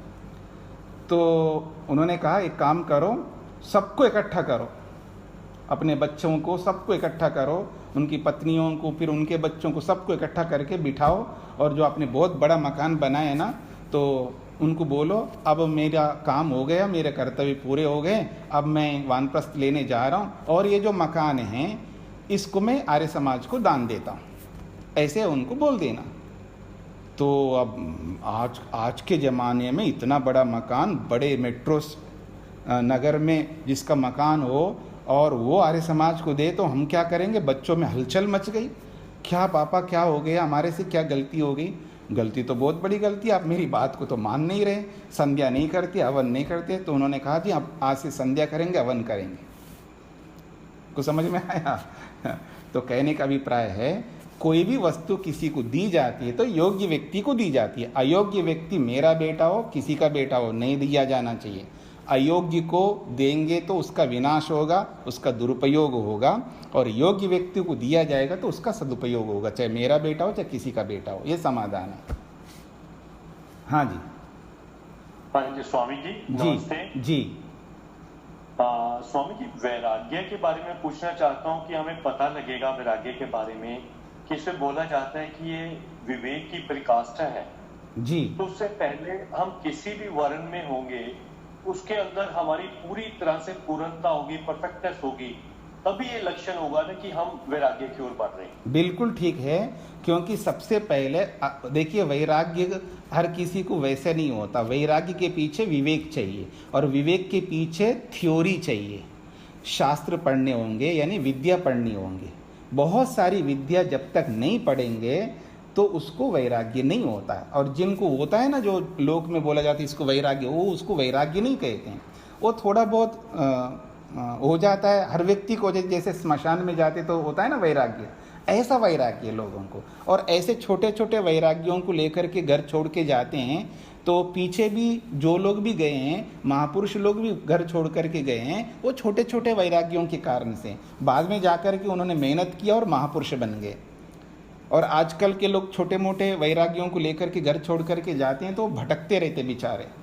तो वैराग्य ऐसा नहीं होता, जिसको पूर्ण वैराग्य कहते हैं वो उस व्यक्ति को होता है जिसको पूरी विद्या आती है। पूरी विद्या का मतलब मुक्ति के लिए जितनी विद्या चाहिए वो थ्योरी के रूप में सब पढ़ लिया, सब शास्त्रों को पढ़ लिया जो जो पढ़ना होता है, और थ्योरी उसने पढ़ लिया है। अब उस थ्योरी को प्रैक्टिकल में करने लगता है तो एक समय ऐसा आता है तब उसको वैराग्य होता है। ऐसे किसी को वैराग्य, जिसको इंजीनियरिंग के बारे में कुछ नहीं पता है तो इंजीनियरिंग के बारे में वो कुछ नहीं कर सकता, ऐसे ही शास्त्र पढ़ने होंगे। मुक्ति की जो थ्योरी है उसको पूरी जब तक नहीं पढ़ेगा आदमी, उसको वैराग्य होगा ही नहीं, ये भूल जाओ, उसको नहीं हो सकता वैराग्य। फिर भी कोई वैराग्य, मेरे को वैराग्य हो गया, उसको स्मशान वाला वैराग्य हो गया, फिर उसको वैराग्य नहीं कहते। ऐसे बंदे को कभी घर नहीं छोड़ना चाहिए। हाँ, और ऐसा कोई आप में से मिल जाए तो मैं तो बांध के रखूँगा, बिल्कुल नहीं छोड़ना है। ऐसे ही बोलते रहते हम लोग, घर छोड़ के बिल्कुल, हम तो रोकते हैं घर वालों को। मेरे को पता है कि इनको वैराग्य हुआ ही नहीं हुआ, परेशान होते, कोई पत्नी से परेशान होकर के आता है और कोई पति से परेशान होकर के आती है, उनको हम तो रोकते हैं, वापस भेज देते हैं, जाओ अपने घर में रहो शांति से, वहीं से कुछ करो। अभी भी कुछ लोगों का आता है कि जी हम आपके आश्रम में आना चाहते हैं, मैं तो बोलता हूँ जी ऑनलाइन से पढ़ाई चल रही है, अपने घर में बैठ करके आराम से पढ़ते रहना, यहाँ मत आना। मैं उस व्यक्ति को बोलता हूँ जिसका कर्तव्य बचे हुए हैं, जिनका कर्तव्य नहीं बचे उनके लिए नहीं बोल रहा हूँ ये बात। जिनके कर्तव्य पूरे हो गए उनको नहीं बोलूँगा, उनको बोला बिल्कुल आ जाओ तुरंत। लेकिन जिनके कर्तव्य है उनको मैं कैसे बुला सकता हूँ, मैं पाप का भागी क्यों बनूँ। खैर, आप वैराग्य के बारे में नहीं पूछ रहे, इधर उधर की बातें पूछ रहे आप लोग। कोई वैराग्य के बारे में कोई संशय हो तो पूछ लो, और थोड़ा समय ज़्यादा जाता है तो जाने दो, आज पूछ लो, जो निकाल लो मन का जो भी आपका है। नहीं स्वामी जी, मैं यही कह रहा था कि मुझे पता लगेगा कि मैं वैराग्य की ओर ठीक जा रहा हूँ कि नहीं जा रहा हूँ, कि मेरा जो पहला वन है जिसमें मैं जो स्टेट है मेरी, उसको मैं पूरी परफेक्टनेस से कर रहा हूँ, कोई कमी नहीं है उसमें, तभी मुझे लगेगा ना कि मैं उस ओर ठीक जा रहा हूँ। बिल्कुल लगेगा। आपकी बात का उत्तर मैंने दिया था, फिर दे रहा हूँ। जब आपने शास्त्र पढ़ लिया, उस विद्या को पढ़ लिया, फिर उस पर चलते जा रहे हैं तो बिल्कुल स्पष्ट समझ में आएगा कि आप ठीक रास्ते पे जा रहे हैं। इसलिए योग में कहा है योगा एवं उपाध्याय, वहाँ योग ही, वो विद्या ही आपके लिए टीचर, अध्यापक बन जाएगी, आपको रास्ता स्वतः दिखाते दे जाएगी वो विद्या। तो अपने आप पता लगता जाएगा, हाँ मैं वैराग्य की ओर जा रहा हूँ या भोग की ओर जा रहा हूँ, या ऐसे मन गढ़ंत कल्पना करके मान लिया कि मेरे को हो गया, सब पता लग जाएगा अपने आप। जी राकेश जी। हाँ स्वामी जी, एक और छोटा सा क्वेश्चन है मेरा।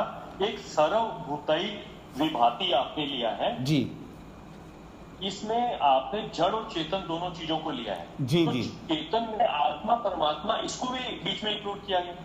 नहीं, परमात्मा को नहीं है, चेतन का मतलब है जीवात्मा है। जैसे कोई बहुत योग्यवान, बहुत सारे स्किल्स है उसके अंदर, उसको देखने से आपको ईश्वर नजर आएगा, क्योंकि उसके अंदर इतनी योग्यताएं जो है, उन योग्यताओं के पीछे ईश्वर का कितना बड़ा योगदान है।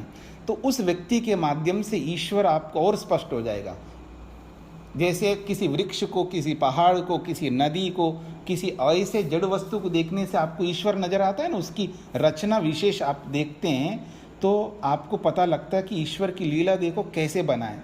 ठीक इसी प्रकार के किसी बहुत बड़े योग्यता वाले को, किसी साइंटिस्ट को, किसी अच्छी योग्यता स्किल रखने वाले को जब आप देखेंगे तो उस योग्यता के पीछे ईश्वर आपको नजर आएगा। देखने की दृष्टि होनी चाहिए।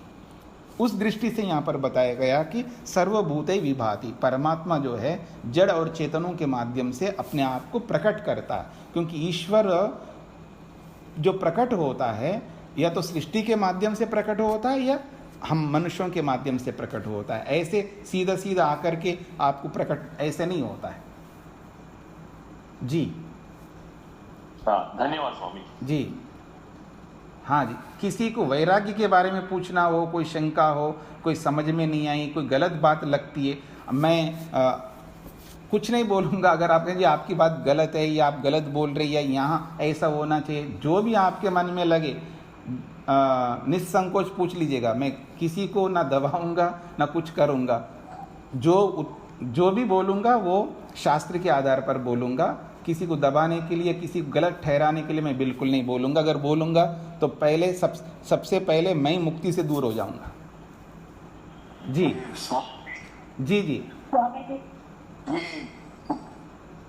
जो वैराग्य होता है, dissipation for all the worldly things, काम वगैरह, लोभ वगैरह, या और भी किसी तरह की भी आसक्ति जो शास्त्र विहित है, स्वामी जी। हाँ जी, मैं सुन रहा हूँ, बोलिएगा। हाँ, ये सबसे डिफिकल्ट काम है इस मोक्ष के मार्ग में। कई बार हम कर्म से तो वैराग्य हो जाता है, लेकिन मन में वो चीजें मतलब घूमती रहती हैं। मन में वो कामुकता या और किसी चीज की बार बार मतलब हृदय पटल पे आती रहती है, मन में आती रहती है। उसका काफी कोशिश करने पर भी मतलब कुछ समय के लिए चली जाती है, फिर आ पाती है। जबकि हम पूरे सतत प्रयत्न करते हैं, पूरी कोशिश करते हैं, लेकिन उसके ऊपर हम कंट्रोल नहीं कर पाते। जी जी, मैं समझ गया आपके प्रश्न को। आप जो कहना चाहते हैं, हम मेहनत करते हुए कर्मों से भी बच जाते हैं, जैसे पाप कर्मों से बचते हैं और चीज़ों से बचते हैं, लेकिन जो मन में जो उभरता है और उसमें भी एक हद तक बचते हैं, लेकिन कभी कभी कंट्रोल नहीं कर पाते हैं, ऐसा आपका प्रश्न है। तो ये एक दिन में, एक महीने में, एक साल में इस पर हमारा अधिकार नहीं आएगा। उसके लिए बहुत मेहनत करना पड़ता है, पूरा जीवन लगेगा। लेकिन जितना आज आप कंट्रोल कर पाए हैं, ये आपके प्रयत्न उद्यम के कारण से हैं। और जितने अंश में नहीं कर पा रहे हैं, उसके लिए और मेहनत की आवश्यकता है, और ज्ञान विज्ञान की आवश्यकता है, और विवेक वैरागी की आवश्यकता है, और प्रैक्टिस करने की आवश्यकता है। ऐसा समझ करके चलेंगे तो धीरे धीरे हम आगे बढ़ेंगे। जी जी। और कोई बीच में बोल रहे थे, वो कौन बोल रहे थे, बोलिएगा। महाराज जी, भर्तृहरि जी कई बार वैराग्य में गए, कई बार राज्य संभालने आ गए, तो ये क्या सत्य घटना है? अब पता नहीं जी, भर्तृहरि ऐसे गए और आए, ऐसे मेरे पढ़ने में तो नहीं आया। मैंने भर्तृहरि को पूरा पढ़ा। पूरा का मतलब है उनके 3 शास्त्र हैं, उन 3 शास्त्रों को पढ़ा है, पर कहीं मेरे पढ़ने में नहीं आया कि वैराग्य में जाकर के फिर लौट के आ गए, फिर वापस गए, फिर लौट, ऐसा नहीं आया। ठीक है जी। हाँ जी, समय जा रहा है, लेकिन अगर कोई वैराग्य के बारे में कोई शंका हो तो पूछ सकते हैं। स्वामी जी। जी स्वामी जी। जी बोलिए। गृहस्थ जीवन में रह के वैराग्य का पालन हो सकता है क्या? अभी तक रामायण क्या सुन रहे थे आप लोग? गृहस्थ में रह करके वैराग्य का पालन नहीं हो। वैराग्य का मतलब ही छोड़ना होता है। हाँ, याद रखना। तो वैराग्य का एक अंश है छोड़ना। आप क्यों रहना चाहते हैं? जब आपके कर्तव्य पूरे हो गए हैं तो आप गृहस्थ में क्यों रहना चाहते हैं? पहले इसका समाधान करो।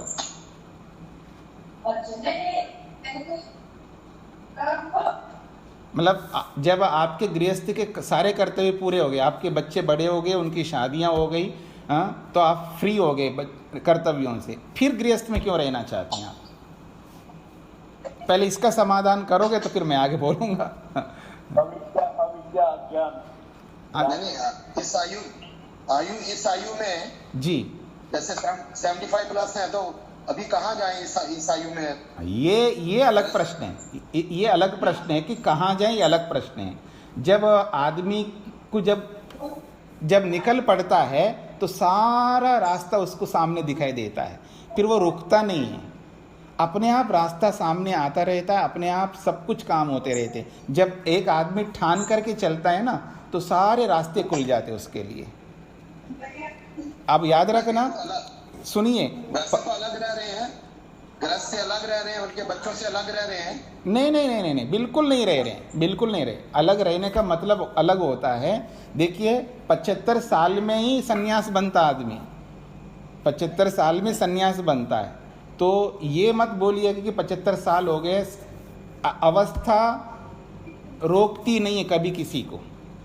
उस अवस्था को रोक, अगर मान ले कोई शरीर से असमर्थ हैं, वो चल फिर नहीं सकता है और वो कुछ काम नहीं कर सकता, मतलब वो विद्या प्राप्त नहीं कर सकता और वो तपस्या नहीं कर सकता, वो नहीं कर सकता, ये नहीं कर सकता, तो फिर ऐसे व्यक्ति को छोड़ देना चाहिए मुक्ति का। उस आदमी को अच्छे पुण्य करते हुए फिर अगले जन्म के लिए वेट करना चाहिए। ठीक है जी।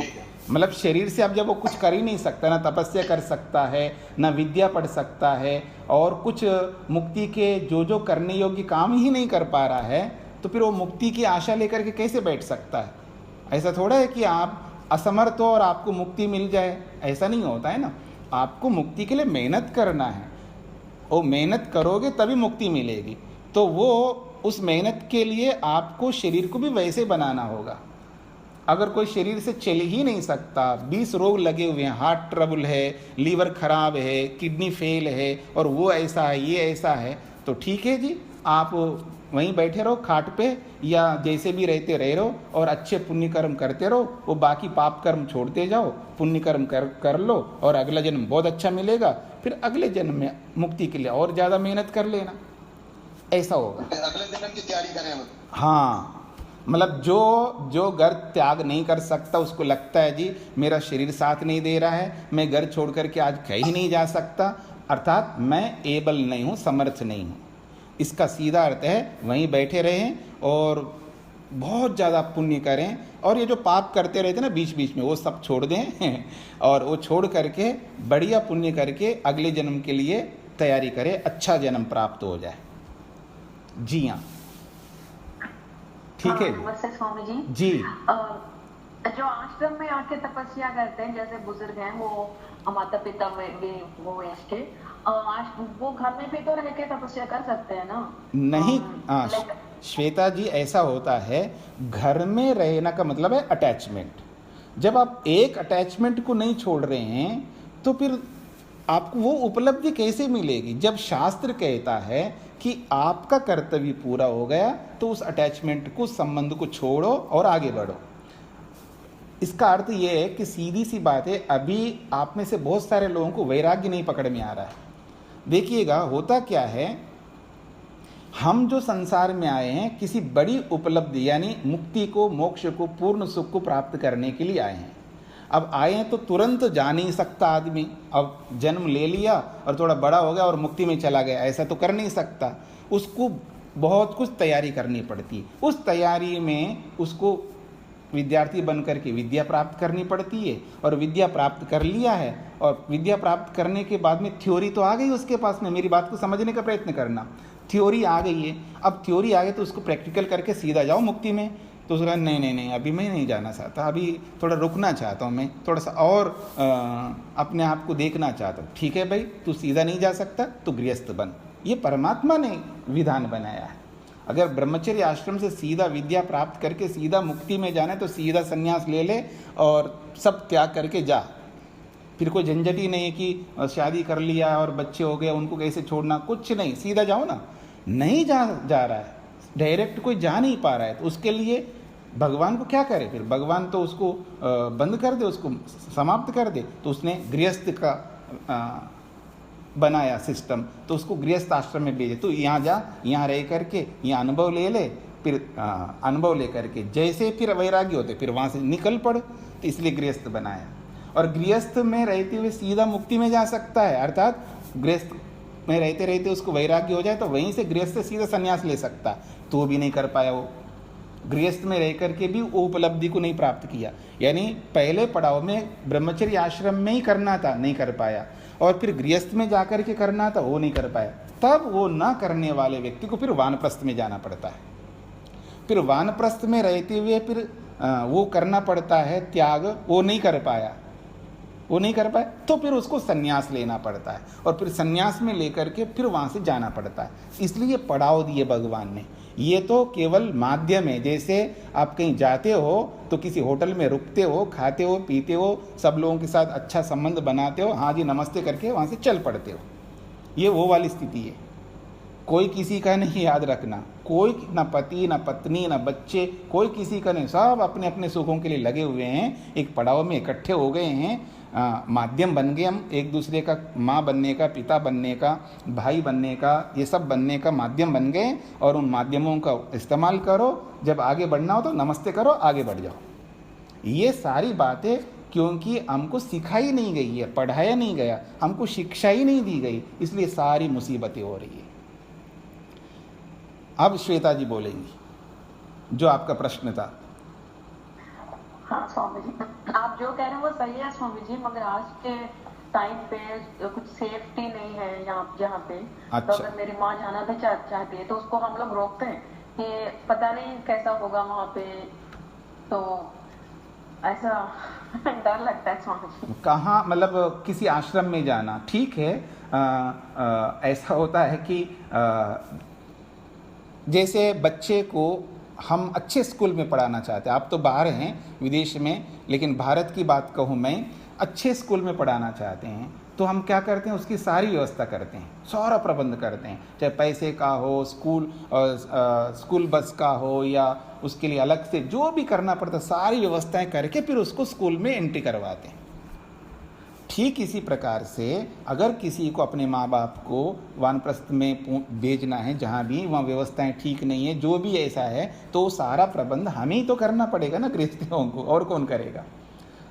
जहाँ मान लो खाने के लिए ढंग से नहीं है तो खाने का ढंग ठीक करवाओ। जैसे मैं जहाँ पर रह रहा हूँ आश्रम में, यहाँ हम शिविर भी लगाते हैं, शिविरार्थी के रूप में लोग आते हैं, आप में से भी कई लोग आए हैं, तो उन्होंने कहा कि आपकी सब ठीक है पर भोजनशाला ठीक नहीं है आपकी, ऐसा शिकायत किया है। अब बात सही है और हमको भी पता है कि भोजनशाला ठीक नहीं है, अब उसको ठीक करना है तो कौन कराएगा, कौन करेगा, आप ही तो करेंगे ना, और कौन करेंगे, क्योंकि हम तो कोई जॉब नहीं करते, नौकरियां नहीं करते, कोई फैक्ट्री नहीं चलाते हैं। फिर उस अव्यवस्था को व्यवस्थित करने का काम हमारा है, यानी गृहस्थियों का। तो व्यवस्थित करें, तो आप लोगों ने व्यवस्था की है, तो अब हम बना रहे हैं, भोजनशाला को रेनोवेट कर रहे हैं, अच्छा बना रहे हैं, आधा काम या तो 90% काम हो गया और थोड़ा सा बचा हुआ है। तो आप में से जो शिकायत की है ना, वो आकर के देख ले और फिर देख, हाँ ठीक है, भोजनशाला ठीक है, अच्छा होना चाहिए, किचन जो है अच्छा होना चाहिए। अब जितना हम प्रयास कर सकते कर रहे हैं उसको ठीक करने का, रेनोवेट कर रहे हैं। तो ऐसे ही जहाँ भी कोई जाएगा तो उसको भोजन ठीक मिले, रहने का स्थान ठीक मिले, उसको हर चीज़ मिले, तो वो कहाँ से मिलेंगी, वो सब गृहस्थियों को ही करना पड़ता है। ऐसा तो है ही नहीं है कि कोई आ जाए और उसको सारी व्यवस्थाएं मिल गए और उसको कुछ करना देना ना पड़े, क्योंकि कहीं भी जाओगे तो आपको ही करना पड़ेगा, सारा खर्च आपको करना पड़ेगा। तो इस दृष्टिकोण से अच्छी स्थिति जहाँ नहीं है उसको अच्छी स्थिति बनाई जा सकती है। बिना बनाए अच्छी स्थिति अपने आप नहीं बनती है। कोई भी आश्रम को ले लो, कोई भी स्कूल को ले लो, कोई भी घर को ले लो, उसको हमें अच्छा बनाना पड़ता है, अच्छा घर बनाना पड़ता है, अच्छा स्कूल बनाना पड़ता है। ठीक इसी प्रकार से अच्छा आश्रम बनाना पड़ता है।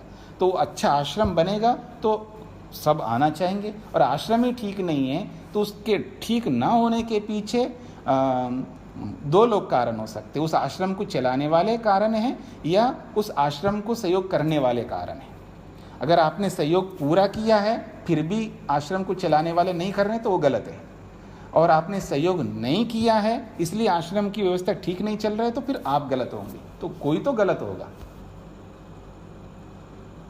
इस अव्यवस्था को हटाने का काम दोनों का है, आश्रम चलाने वालों का भी है और आश्रम को सहयोग करने वालों का भी है। जी ठीक है स्वामी जी, धन्यवाद। नेक्स्ट ईयर मैं जब आऊंगी तब आपके पास आके देखूंगी। हाँ देख लीजिएगा, ठीक है, अच्छा आपने अच्छा बोला है, ठीक है। हाँ जी, तो और किसी को कोई समस्या है वैराग्य के बारे में बोल दो। अभी समय ज़्यादा जा रहे तो जाने दो, एक बार सुन लो और समझ लो, फिर बाद में बीच बीच में ये ना रहे कि जी बात रह गई थी। अभी पूछ लो जो पूछना है। चलिए कोई बात नहीं। तो स्वामी जी, हाँ जी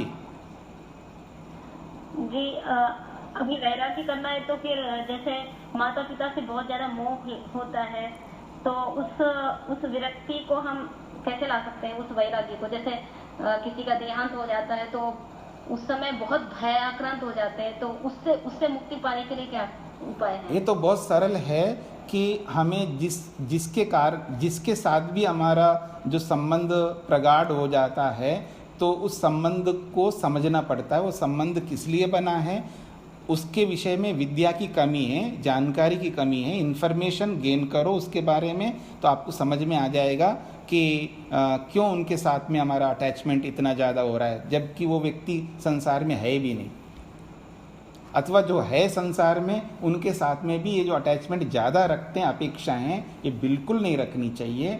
जितना अधिक अपेक्षा रखेंगे उतना ज़्यादा दुख होगा व्यक्ति को। तो मैं गुजरात में रह रहा हूँ, तो गुजरात में बसों के ऊपर उस पर इधर उधर लिखा रहता है अपेक्षा दुखनी माछे, अपेक्षा दुखनी माछे, ऐसा लिखा रहता है। यानी अपेक्षा जो है, एक्सपेक्टेशन जो है, ये दुख का माँ है, दुख की माँ है। तो इसलिए अपेक्षाएं मत रखते हुए उतनी अपेक्षा रखो। अपेक्षा न रखने का मतलब है उतनी अपेक्षा रखो जितनी अपेक्षा से भविष्य में आपको दुख ना मिले। उतना ज़्यादा अपेक्षा मत रखना है जिससे कि भविष्य में आपको दुख मिले। तो अब दुख के लिए आप किसी के भी साथ जुड़ो, क्योंकि संयोग, याद रखना मेरी बात को, चाहे माता के साथ हो, पिता के साथ हो, पत्नी के साथ हो, पत्नी के साथ हो, जिसके साथ भी आपका संयोग हुआ है, तो संयोग हुआ है तो वियोग होगा, ये समझ करके चलना होगा, तो आपको दुख नहीं होगा। जी स्वामी जी, जी जी स्वामी जी जी। ये कुछ लोग ऐसे प्रकृति के होते हैं कि कुछ भी अनुचित देखते हुए वो अपने को कंट्रोल नहीं कर पाते, जबकि वो जानते हैं कि उसकी नेचर है और वो ऐसा करता रहेगा। तो हम दो चीजें हैं, या तो हम गुस्सा करें और वो नहीं समझता तो कई बार गुस्सा भी आ जाता है, तो गुस्से पर कंट्रोल बहुत ज्यादा जरूरी है जी, साधना मार्ग में जी। और उसको नहीं तो मतलब उसको सहते रहो और उसको मतलब सहना भी नहीं, उसको नजरअंदाज करो और मन में कोई भी मतलब उसके बारे में फीलिंग बताओ, क्षमा कर दो या कुछ, ये और भी बड़ी तपस्या हो जाती है। तो किसी की नेचर हो जाती है कि वो हर चीज में परफेक्शन देखना पड़ता है, जबकि वो अपनी सेल्फ के लिए नहीं, सेल्फिश नहीं है वो, लेकिन वो बिगड़ कमेंट कर में गुस्सा में व्यतीत हुए रह नहीं पाता। हाँ, तो इस बड़ी समस्या। जी जी, इसमें ऐसा करना होता है, इसमें भी हम अपेक्षाएं रखते हैं उनसे, मतलब ये क्योंकि हम चाहते हैं सामने वाले को वो हर प्रकार से व्यवस्थित रहें, ठीक रहें, आगे बढ़ें, उन्नति करें, हम चाहते हैं। तो ये जो सारी अपेक्षाएं जो हम रख रहे हैं ना, इन अपेक्षाओं को रोकना पड़ेगा हमको। ये अपेक्षाएं, एक सीमा होती है अपेक्षाओं की। जैसे बच्चे होते, छोटे बच्चे हैं, वो छोटे बच्चों को जानकारी नहीं होती है, इसलिए उनको हम जानकारी देकर के उनको सही रास्ते पे चलाते हैं। अब बड़े बच्चे हो गए हैं, उनको हमें समझाने की कोई आवश्यकता नहीं है। एक बार बोल दिया, नहीं मानते हैं तो उनके आल पर छोड़ दो, अपने आप कर लेंगे ठोकर खा करके। और रही छोटे बच्चे होते हैं, तो छोटे बच्चों को बताने का हमारा कर्तव्य नहीं है, उनके माँ बाप बताएंगे। हाँ, मतलब जैसे पोता है, पोती है, जो भी हमारे सामने बच्चे हैं, वो बच्चे तो कुछ ना कुछ तो गलत करेंगे। अब ये दादा दादी का कर्तव्य नहीं होता है कि उनको संभालें, क्योंकि वो नहीं समझेंगे, वैसे भी आपको कुछ नहीं मानते छोटे बच्चे लोग। तो अब उनको संभालना उनके माँ बाप का काम है, वो अपने आप संभालेंगे। और वो नहीं संभाल पा रहे हैं तो इसमें आपको कोई दुखी होने की बात नहीं है, ना आपके मन में वो परेशानियाँ नहीं आनी चाहिए। उधर देखो ही मत। हाँ, सबसे बड़ा ये है, उधर देखो ही मत। नहीं जी, अगर नहीं देखेंगे तो बिल्कुल बिगड़ जाएंगे, ये आपका कर्तव्य नहीं है। दूसरे के कर्तव्य को अपने हाथ में जब लेंगे तो दुख होगा। इसमें भी ऐसा होता है कि हाँ, कहीं भी हो जाए, जिसका काम है उसी को करने दो। हाँ, मतलब जिसका काम है उसी को करने दो। अगर हम अपने हाथ में लेंगे तो दुख होगा। चाहे ऑफिस का हो तो ऑफिस चलाने के लिए मान लो बेटे को संभाला है तो बेटा देखता है तो बेटा देखने दो। ये जिसको भी आपने संभलवाया है, चाहे वो मैनेजर है या वो जो भी है, उसके लिए आपने नियुक्त किया है, उसका काम है। आपको कुछ कहना हो तो उसको बोलो जिसको आपने नियुक्त किया, तो सीधा आप कर्मचारी को नहीं बोल सकते।